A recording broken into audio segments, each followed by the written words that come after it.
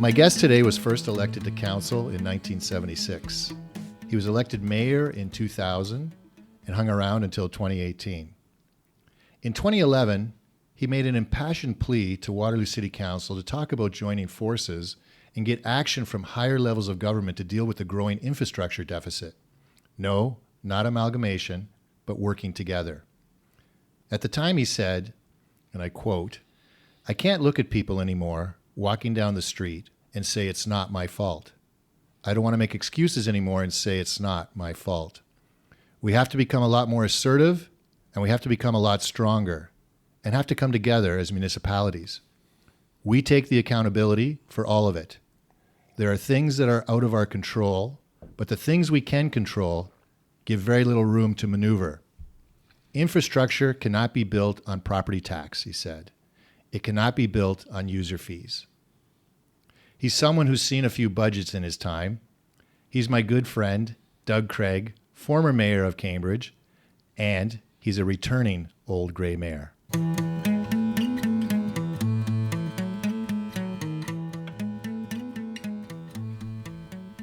All right, Douglas, welcome back. Well, thank you very much for that wonderful introduction. So I want to get a copy of it, by the way. you can tape this.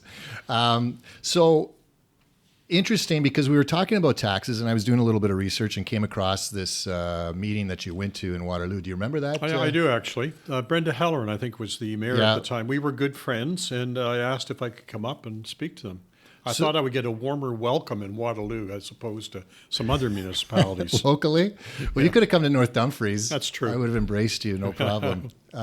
So today we're going to talk about property taxes. All right, okay, sure. And talk about some historical stuff, and also talk about some myths or ideas around property taxes out there. Because one of the things that I noted when I was first elected was I really had to get up to speed on budgets and property tax. Because tell me if I'm wrong, but if you want to know about, as they say, the heart of a community, take a look at their budget. What do you say? Well, a budget is a philosophical statement of where council is going and what council's all about.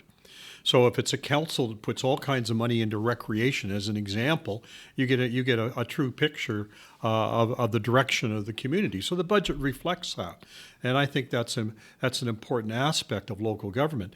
The other thing about municipal tax or property tax, it's a visible tax. Right. Okay? Yeah. It's a visible tax, and what it does is people sit in the coffee shop and they'll say, well, look, they want to build an arena in my backyard or in my neighborhood. Look at the impact on my property taxes. And they can relate to that very easily, as opposed to consumption taxes, sales taxes, income tax. They don't see. Right. They know it goes, but they don't see it. Now, you and I will have a debate because you say, ask anybody what their property tax is and they'll be able to tell you what it is to the Well, cent. I'm talking about average people here. And I'm saying most people cannot really tell you that. I think they can tell you to a great extent what they paid last year in round numbers. Yes. Haven't got a clue what they paid in sales tax or income tax. Yeah, it's always interesting when you talk about property taxes, though, when you're out campaigning, though, okay? When you're out campaigning and knocking on doors, property tax is not the first thing that comes up. That is correct. It's things like speeding. Right. Speeding in the neighborhoods. My loud neighbor. Yep. Those sorts of things that people really talk Safe about. injection sites. But if you ask them for an opinion on property taxes, they'll give you one. That's correct. Right. So one of the things, though, that's interesting is that I learned quickly on was that property taxes are a combination of three things, essentially. In our community, you got your regional portion, your city or township portion, and then the school board portion. That's correct. And so it was always interesting to me when I was working on our township budget to say, okay, well, I know you're paying, let's say, $4,000 for your property, but 20% of that is what's coming to the township. So that's $800. If we're looking at a 5% tax increase from the township, that's $40 over the course of a year. Now, when you start to put things in terms of dollars and cents versus percentages, sometimes they could relate to that a little bit easier. And they'd say, yeah, okay, yeah, I could do that to help out. Well, most people don't look at it that way. That's they just look in terms of the rate of inflation. Percentage. That's how they do it, and they always have, and I think they will always continue to do that. And that's the problem with the property tax is good and bad. Good from the point of view it is visible and it makes you more accountable. It certainly does.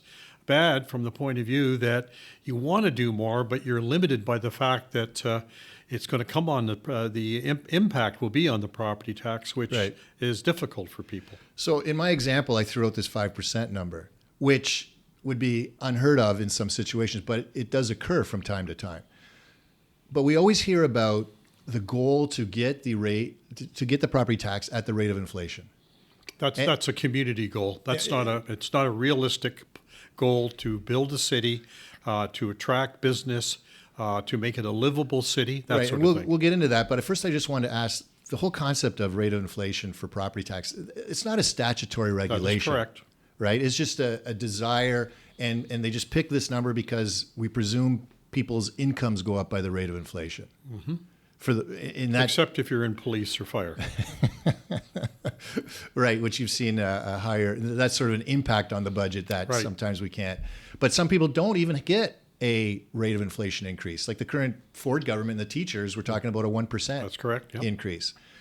So why, though, is it, you said unrealistic, maybe you didn't use that term exactly, but I thought you did. But why is it difficult to maintain at the rate of inflation? Well, you want to grow your city in terms of being a livable city. You want to have a city that's attractive, that brings business in, that in fact that promotes employment in the city, that provides the services that people want. And to do it at the rate of inflation, you can't do that. If you continue at a rate of inflation over a number of years, your services don't grow, your subdivisions and your demands grow. So all of a sudden, as a councillor or mayor, you're going to start getting phone calls on a snowy morning saying, "Where's the snowplow?" So where's another snowplow to maintain our area? And you fall behind. Shouldn't development charges take care of all that? Development charges need to be, there was a big argument that development charges need to be reevaluated because they're not paying their way. Okay, and we know that. Okay. And it needs to be completely changed. But the government's not going to change that very rapidly. The provincial government. I say rapidly because you're dealing with the development industry and business community. So development charges are controlled by the provincial Legislation, government. yep. Okay, legislation by the provincial government. That's correct. Enforced upon the municipalities, restricting what Yeah. you can and And can't so do. basically, the property taxpayer will essentially get hit with that increase that should have been picked up by development charges. Okay, so let's take this a step back for a sec. So you say that the rate of inflation doesn't allow municipalities to keep up with what they need to do to maintain the level Right. or provide the services that people That's correct. expect. What about those periods of time where, and I can give you an example, I know you have one as well, in North Dumfries, we had 18 years of 0% property tax increase. And you had in Cambridge 10 years of 0% property tax increase. That's correct. First of all, what period of time was that for That Cambridge? was in 1990 to 2000. It was about a 9 or 10 year period. We had zeros every year because of the rapid assessment growth Right. in the community. So let's explain that for people. So it's like, how do you get away with having a 0% tax increase, but still maintain services or increase services? That's because you have a more income coming in from assessment. And which is part of new subdivisions, for example. That's correct, yeah. Or industry coming Or in. industry. Yep. So Cambridge went through a period of time of 10 rapid years growth. of rapid growth. And so we saw that happening, and we could maintain services, increase them, and come in at zero. Yeah, because what happens is when you have these new developments, MPAC or whatever the provincial organization is telling you, this is what it means to your Right. increase in property, increased revenue to your municipality. Right. Okay, and So you see that today in KW. Yeah. With the LRT and the impact it has had in the downtowns in terms of a surge in assessment. So they are much richer than Cambridge in terms of the Okay. Well, it is a fact. Yeah, Okay, sure and enough, poor okay. Cambridge is paying for that LRT. You just had Thought I'd put that to in. squeeze that one in, Captain Cambridge. No problem. But the point is well made. Yeah. Okay, the development growth is helping out, and it helps limit. That's and correct. actually, Kitchener just went through their budget, and I think they had a fairly reasonable property tax increase, close to or in the neighborhood of inflation, around the 2% or what Cambridge have has always been a little bit higher because of the lack of the same equivalent assessment. And Cambridge has, if you compare it to Waterloo, which is the closest municipality in terms of size, has about 100 less employees. It's a very well-run, efficient city. Right. And it is today. Okay, I'm going to keep a tally. That's number 2 on the pro-Cambridge comments today. I do happen to be from Cambridge. So, but let's talk about this zero tax increase and what the impact is at the end of it. I know in North Dumfries, for example, if you're not increasing your base in terms of what you're taking in for property taxes, at some point that assessment growth isn't there. And now you're just left with whatever that core property tax increase is. And for us, a 1% property tax increase, I remember this clearly, was worth $30,000.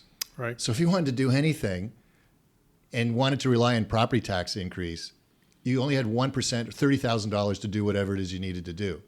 So you can see how that would be a problem if you're not increasing. So tell me from your perspective what the happened, problem we is. went through the 10-year period. Yeah. So when I became a mayor in 2000, we couldn't do that anymore. And the first year was a 5% increase. I had to go hide under some rocks for a while. But anyways, but we went through that time period. So what happened, it took us another 10 to 15 years to essentially catch up to where we ought to have been in terms of service levels and other things. Right. I'd say 10 years it took us. So we paid for that. you were on council during the 10 years Yes, I was. of I zero. happily wanted to look good like all the rest of the councils. So from a political perspective, it's sort of the immediate payback is That's correct. you look good from a political perspective, but from a long-term planning perspective, It was bad. it hurts the That's community, correct. It wasn't right? the right thing. And you learn through experience not to do that. Yeah. Okay. Yeah. And then after that, and we had actually the similar experience in North Dumfries. My first property tax increase was over 5% at that time. That's terrible. I learned from you. So zero-based or 0% increases are bad. But another zero I want to talk about is zero-based budgeting. That was in the 1970s. It was kind of the in thing to do, to realign how you looked at your budget and so on. I think we did it one year and we abandoned it after that. But it's always good. And What is zero-based budgeting? What is that? Well, you line up all your priorities from every department in a descending order. Right. Okay. And then you budget accordingly to and you cut off the bottom, those ones that aren't important. Okay. You have to take the top 10 or something out of 20. But the point is, you can't budget for a deficit, No, that's correct. right? And maybe I'm conflating these terms. Federal and provincial governments can budget all Different the time. story. They're very happy people up there. Different story. Yeah, I know. But municipally, you can't budget at the start of the year for a deficit, That's but correct. you could end up with a deficit at the end of the year. Well, you could, but you're not allowed to. Okay, so you have to balance that and be cognizant. So we had once a month, our senior staff would meet and be looking at the budget. How are we doing this month in terms of the overall budget? Are we in line to reach the goals? Are we behind? And there was an incident, I think, a couple of months ago where Cambridge was $100,000 in the hole. Right. And essentially, they will make that up other ways, and they do that automatically because they have to. But $100,000, like the That's Cambridge nothing. budget, It's nothing. Cambridge budget is what, 100 and something million? Yeah, but all the critics love that stuff, eh? I know, but It's what is fodder. the budget for Cambridge overall, approximately? I'm just guessing 120,000, a million. Yeah, okay, so it's over 100 million. No, it's over 100 million. Yeah. And a deficit can happen for a whole lot of reasons. That's I mean, Mother Nature could decide I'm going to have a snow dump at the end of March. Exactly. No, exactly. These things happen. Or we had a water main taken out on down on Concession with an ice jam and all the extra staff that had to be Oh, that down was, there. I remember that. All those things that, happen. I that was in ice charge. backup on the Grand. Yeah. That was huge. It was big, but the city, I'm going to say this, not me, I'm talking about at the time, city staff were marvelous. Fire department had gone out a couple of days earlier to warn certain residents to be careful. I was called at 3 a.m. to come to an emergency meeting, Yeah. and the water in the hospital was off. as an example. So this is your famous like Hillary Clinton 3 a.m. call in the morning. This was the Doug Craig 3 a.m. It, call it in the happens, morning. even with the people like myself. And we got the water up and running in about 4 hours to the hospital. Right, but the point of all that is there's a cost to that. There is, very much so. And you don't know that at the start of the year. That is correct. You can't predict what's going to happen in Right. terms of Mother Nature. And overtime costs. Overtime, all those sorts of issues. Yeah, the biggest ones for us were always the snow removal, trying to predict the snow removal, Right. and the potential overtime, and legal costs. Because you could have, for example, lawyers developer. are very expensive these days. Right, rightfully so. There's one for me. So, but legal costs too was always interesting because you'd have back then OMB. Now it's I forget what it's called, some appeal tribunal or what have you. It's an OMB with a different title. Yeah, different name. Nothing's But changed. you couldn't tell. Like we would put in $5,000 or $10,000 as just a but marker in that's that spot. Absolutely. And it could go up to 100,000 in the course of a year. Absolutely. If you had some developer that was challenging you on some issues. Well, we had a problem with the Hespeler Arena, the floor lifting in the arena, and we had to go back in and take the whole floor up and Was that redo it. the addition or the first? I think it was the first one. I may be incorrect about that. Because it but started as a single pad, right? yeah, it became a double pad. Yeah, now they don't know what they're doing. We'll talk about multiplexes another time. Well, that's a good story. But yeah, so I mean, those things happen, and now you've got to. If you can't get the developer to do it or the builder or whatever, then it's left with the municipality to have Correct. to take care we of. Right? we tried to look at getting the builder back or the contractor back, but that didn't work. So the city had to pick up like an extra $1 million, I think, at the time. And then other hits to the budget can be the professional services, the firefighters, those sorts of things. Not to pick They're on out of our anyone in control. particular, but Yeah, yeah, they're completely out of our control, but they're folded into the budget, Yeah. and the mayor is raw. It takes the blame for everything, and council, right. regardless of what the circumstances were. Well, yeah, maybe we'll do a show another day, talk about that. There's all sort of kinds thing. of shows we can do. Social media in Cambridge is pretty rough as well. It's terrible, actually. But when you have deficits from time, and they happen, I mean, again, we can't predict all the time. But I think the important point, though, as you said, you're monitoring things on a monthly basis. correct. I mean, we have software. They were doing it down to $1,000 budget items. Yeah. So they were very, very careful, very professional, and they were looking at everything every month. So that's how good they are. The other thing I find as a way of savings that municipalities always find is this concept of gapping. Yeah, that's you get one lawyer retires, you wait another 3 years. No, but gapping is an interesting Yeah, they do concept. that all the time. And for people listening, gapping is where someone retires or leaves, and you take a little while before you fill that position. That is correct. And so you're saving that money. Well, you wait 6 months. Yeah. And you save 6 months of salary. Yes. That's a common thing. So there's all these little built-in Well, you see, opportunities. municipalities have to be efficient. Yes. And they're driven by efficiency. And all the time I was in office, every year we talked efficiency. So for the provincial government to come down and ask us to look at further efficiencies, I thought was quite absurd. Oh, yes. Yeah? Okay. That's another topic. Yeah, that's too. another topic, and the report and everything else too. And I hear what you're saying, because we went through that. If you remember when you and I were on Region, and brought in the accounting firm, Right. KPMG, to do a review of a number of the departments, which was the first time that had ever been done to review, because they were doing their own internal assessments and reviews. And look, for the most part, municipalities are efficient. I mean, you would agree the best use of your tax dollar is at the municipal level. Well, by far. Yeah. I mean, it's accountable, it's transparent. You can, and it's balanced. Right. When's the last time have you ever had an opportunity to show up at Queen's Park or Parliament buildings and be a delegation to the members of? Well, and it's a whole too, different thing. people need to sort of reflect on the fact that municipalities do their budgets publicly. Okay, they're not done behind closed doors, unlike the provincial and federal parliaments. Yeah. I mean, they just bring it out and pass Yeah, it, and a nice, and pretty book. and they go out to the public, and that's why local government is the most efficient, the most accountable by far. Yeah, and we'll talk about dollars and where they should flow and how they should flow. But one of the things I want to talk about is this concept of reserves, Right. right?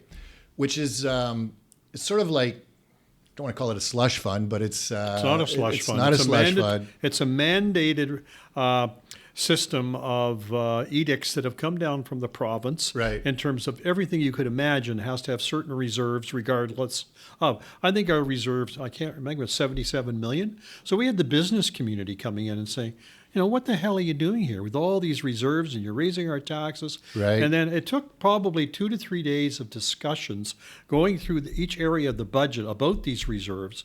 That in fact you had to explain to them explain to why. them why. Yeah, why you Okay? have them. And we have them because we're really, we're not independent governments down here. We're heavily regulated by the province. Well, reserves are important because your sources of income as a government, government as business, is property tax for the most part, Right. user fees for a very small part. That's correct. And maybe some other licensing fees or other fees. There's not a whole lot of wiggle room. No, that's out there. correct. I mean, how much are you going to raise the kids' swimming fees? Right. To get revenue. And the library card fees. Yeah, you can't do that. Yeah. So, and we'll talk about, we're going to talk about one of your tougher budgets and some of the things you had to do and, services to the community and the impact of all that. But the thing about reserves is, first of all, we mentioned development charges earlier. Right. And development charges have sort of 5 or 6 different categories. And it relates to things that can be done related to new development or growth in the community. And that's mandated by the province. That's specifically correct. About what areas you can cover. And recently, they had opened up to allow for public transportation, I believe, because it wasn't LRT, one of those things that I think was covered Could off be, yeah. in the changes. But you also have reserves like things like tax rate stabilization funds. Yeah, that's not mandated. No, that but one's that's, not. That's set up essentially to make politicians look good when they That's mess what I up. was talking about. Well, I earlier. know, when they mess up.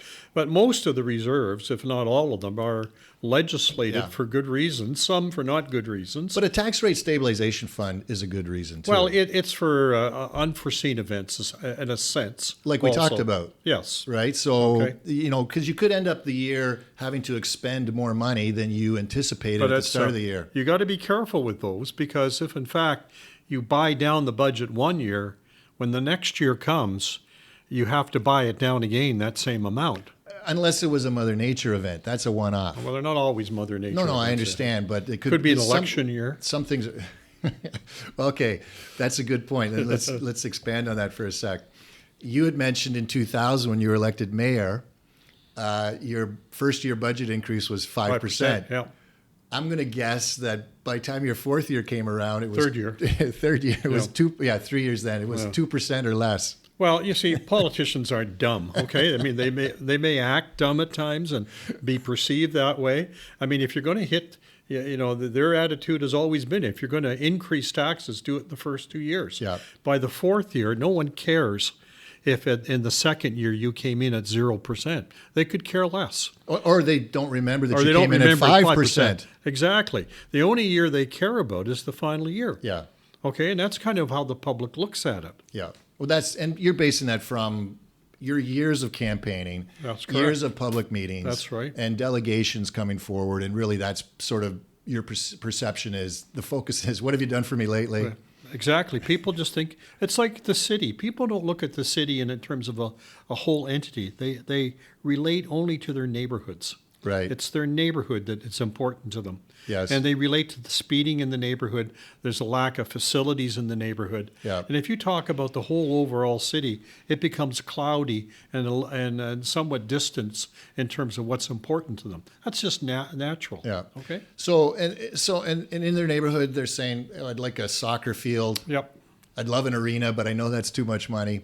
But in order to do all that, you can't do it on just a 2% or a can't. rate of inflation increase. You depend on handouts from the province, okay, to some Yeah. extent. Yeah. And that's why, and I notice this all the time with the mayors and elected officials at the provincial level going there, this kind of behavior of almost kneeling down and not wanting to offend anybody, because if they do, poke the poke the bear Yeah. in the eye with a long stick, they're Yeah. not going to get any money ever. Well, I think a classic example is just the recent Doug Ford visit to Kitchener-Waterloo. Yes. And I don't think there was much poking of the bear there. No. And I'm sure a lot of people would And have a lot of you'll things see to want that to poke kind about. of that kind of behavior all the time. The difficulty, is the fact that mayors will not stand up and get assertive. Well, I hear you. The problem, though, is who controls the purse strings, Well, of right? course, we know that. And Well, that's the thing. I mean, I've always said this, and I've said this in a lot of my writings. The relationship between the province and the feds with municipal politicians is that the municipal politicians are viewed as children that need to be regulated and to be overseen. So we're gonna talk about that in a sec, but I just want to take a step back. Well, we're deferring a lot of things here. The show's only so long. I don't want to lose all the listeners. You had a tough budget. Let's say we were talking about it another time. 2008? 2008. Yeah. Tell us about 2008. Well, that was the economic recession that all of North America and the world went Yes. through. Yes. And of course, we were impacted also very severely. And we had to, and our greatest thrusting forward was to try to help business as much as we could stay in Cambridge and to bring in a budget that people could relatively handle looking at the recession that we were in. That Well- was very difficult. But going into 2008, that year, Right. so staff always comes forward with their initial report, right? Right. They always say, this is what to do everything that we would like to do. This is the percentage increase that we're looking at. All staffs Isn't that everywhere do that. And that's the sticker shock Yep, that's report, correct. right? Yep. So what was it in 2008? We were talking initially. I talked to the CAO at the time, Jim King, a great CAO, who I think it was around 12 or 13% initial. Going in. And I said, look, I'm going to give you two tasks here. One, I come in below 5%. The second one, don't lay anybody off. And we essentially did that. So what was your initial reaction, though, when you saw that 13%? What? You're shell-shocked enough being a municipal politician, especially if you're in long enough, as I was, and you just sort of react to it. And I always believed in every formidable challenge that we would get through it. Yeah. And I had that strong belief, and I knew we would get through it. Based and on we your would figure it out. experience. Yeah. And I think that's key. I mean, by 2008, you'd already been there. Well, and quite a long time. and if you're a leader in the group, you got to be calm and you got to look as if you're almost knowing what you're doing. Right. Yeah, I understood. And but you got to have Yeah. that persona. Like, okay, folks, we're okay here. We'll sort this out. And I always, tried to.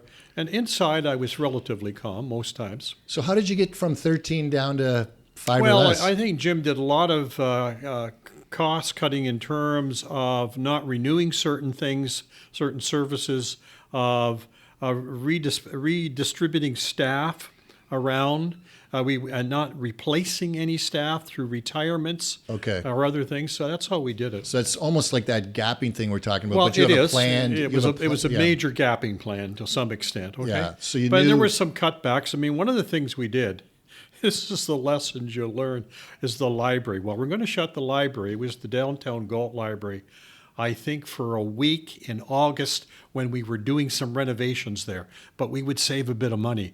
Well, under this budget. under this budget. Well, the whole world erupted that we were shutting down the library for a week. I mean, it's like what Doug Ford's going through. Nobody wants to pay the high taxes, but no one is willing to accept the cuts to services. Right. And I faced that with the library. Yeah. And I was astounded. We tried to be reasonable and practical and realistic, try to lay it out. This was like a week or 2 weeks at the most, I think it was, Yeah. shutting that library down. In August. Yeah, it was awful.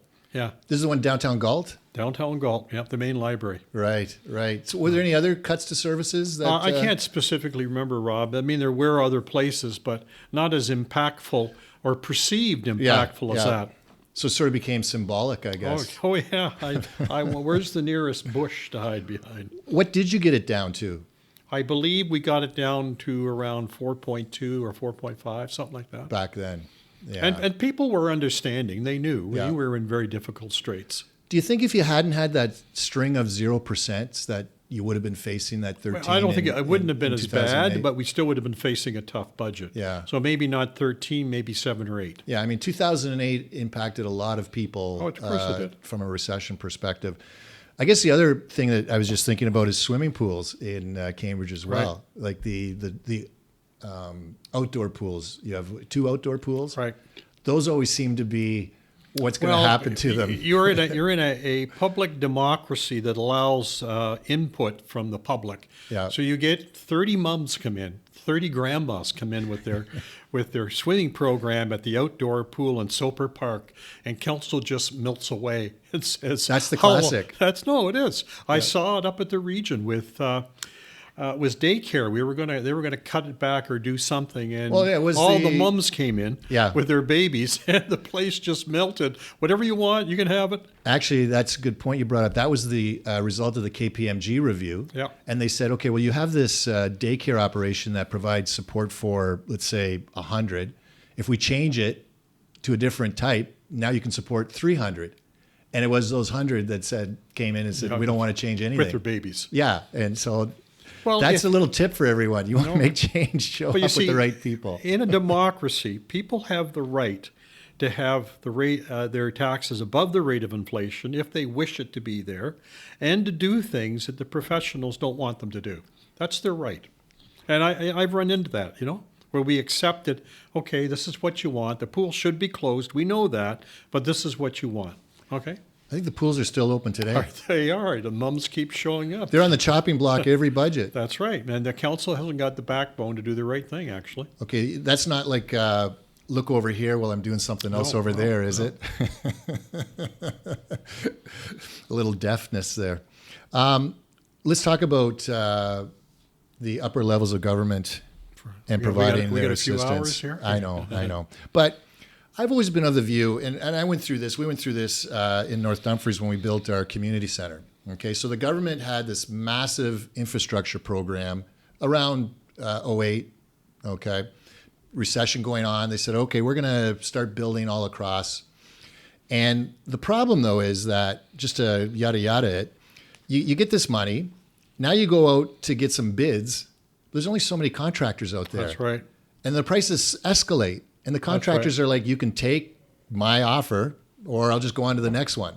It had to be shovel ready, and it had to be, you had to get it done in a certain time period. Yeah. Okay? So we had to look at projects that that were shovel ready and that we could get in the ground a start at a certain time period.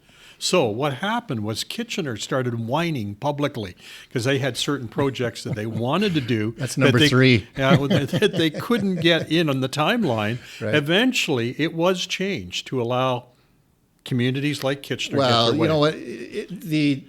The end date was extended. I remember correct. that. And it had to be because in North Dumfries. No, it didn't. Yeah, it did. But anyways, Because we in all North play by Dumfries. the same rules. But some of them started so late that I there was understand. no way I they just- were going to get I done just- by I just- the. yeah, I understand. I know. It's one good thing Stephen Harper did, amongst others, but that's one thing. So my view has always been, why don't we just say to the provincial and federal government, look, if you have money to give for infrastructure, just give it to us and we'll decide at the municipal level what we want to do with it because we know best. They're unwilling to let go of money, and they're unwilling to let go of legislation. And they dictate And what you and got to they put have it no to. they have no idea what we're doing down here at the local level, and that's the great problem. If you look at world-class cities, they have world-class revenues, and they have world-class legislation to do what they want Right. in terms of what their citizens want. Municipalities in Ontario don't have that. Well, City of Toronto, why don't you just, what Well- do they have, for example? Well, they have some extra taxation, but that's about all. I mean, they simply can stand up to Queen's Park because they've got 22 MPPs there and stuff like that. But we Yep. don't have that kind of power. But the problem is that if you want to increase business in Ontario, you want to increase employment in Ontario, then the goose that lays the golden eggs are the cities. And the province and the feds haven't figured that out yet. If you empower them, they'll produce more jobs, more business, more employment. So I'm going to ask you about a tax proposal or solution, like your 1% solution. My in a second, 1% but not yet, solution, not yeah. yet. Just one more thing I wanted to get to before we got to that was municipalities now, and the fact that 2% makes it difficult, or the rate of inflation makes it difficult for them to do what they need to do. We're seeing what I call sort of the separating of certain items from the property tax, like water and sewer. Right. So we're taking infrastructure out and billing those separately to the taxpayers. Well, we do that all over the place. We do it at the region with police budget. Right. Okay, they separate it out and say, well, actually, your increase is only 2.2, but that police budget is going to bring it to 4.1. They separate it out. At the municipal level, water and sewer are separated out from the property tax. Yeah, but isn't the police budget factored in overall? Eventually, yes. Yeah, so it's a little bit different. No, but the regional council separates it out to make it look politically good. Sure, there's pointing out what the high costs are, but it's in one package. Water and sewer, though, is a separate item. That's correct. Okay, it's a separated item, that municipality. So it's not a municipal regional thing. It's the regional one, you're missing the point here. They don't control that budget. The region doesn't. They can say no, they never have. Right, but this is a whole different point that you're making, okay? Because police services, I understand police services, and there has to be a certain amount of independence because that's a separate thing. Right. We're talking about infrastructure now. Okay. Okay. Well, so this is an infrastructure item that municipalities have, right? So, but they're separating those things out. So water and sewer gets separated out. And what have the increases been for water and sewer if we just took those? They've been very dramatic for all municipalities. I know for Cambridge, in order to meet the requirements and to be self-sufficient, on more of a self-sufficient budget, it was a 10-year plan with increases around 5 and 6% every year. And if water and sewer had stayed within the whole overall property tax increase, it would just... You'd be in trouble right now. It'd be huge. Yeah, we'd be in trouble. Because rate of inflation wouldn't do it. Plus, we have to meet the requirements of the province. Right. In terms of their health issues, in terms of health requirements for water and sewer. The other issue for municipalities in the province was the 90s downloading. Well, we've been downloaded going back to the 1970s by the feds. I mean, the feds have downloaded most of infrastructure onto municipalities. At one point, municipalities were 17% infrastructure ownership. Right. Now we're like 47%, and that has flipped with the feds, where they've gone from 45% down to 15%, something like that. Right, and that responsibility for infrastructure has not included a increase in revenues in order to deal with it. So what you have is you have politicians at election time, that federal election, you have municipal politicians saying, well, please give us more money for infrastructure. Why would they do that when they've already downloaded onto us? They're not going to do that. And I think the point being is the government with the least ability to pay, the municipality, is stuck with the biggest bill. So how do we make the municipality or the level of government with the least ability to pay have a better ability to pay? In a perfect world, you will give them a percentage. You don't have to increase taxes anywhere.